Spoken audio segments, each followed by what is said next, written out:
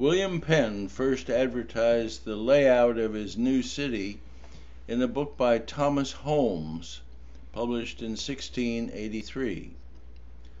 Records are lacking about how these plans developed, how much of the idea came from Holmes, how much of the rest was carefully planned versus how much just worked out. There's not much doubt the streets were laid out in a square grid, and the numbered streets all run north and south following the compass path.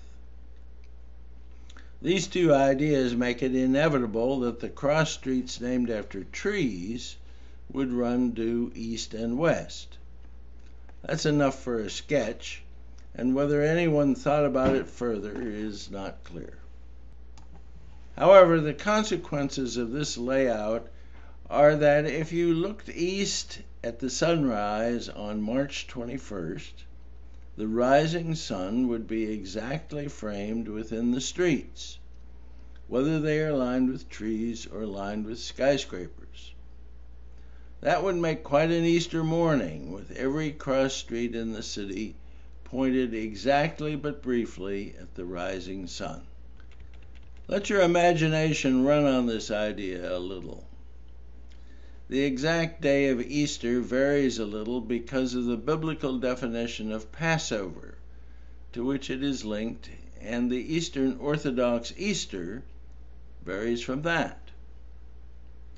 With Philadelphia providing a forceful example of the utility of using an astronomical definition, which was probably the original basis for all the religious traditions, maybe it would be even easier to remember just what date Easter is each year. Or perhaps things would go haywire the way things did in Brazil.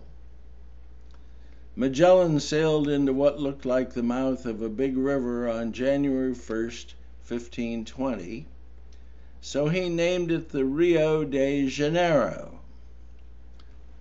They have an enormous mummers-like celebration down there in Rio every New Year's, in spite of the awkward fact that it's just a big bay.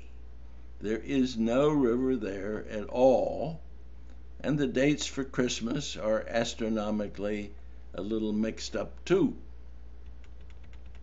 Well, to get back to William Penn, his streets run north and south from magnetic north. Even though it's quite a natural mistake to make in the 17th century, that's 6 degrees off from true north. So the astronomical transformations of Philadelphia into one big, humongous Easter sunrise celebration never happened.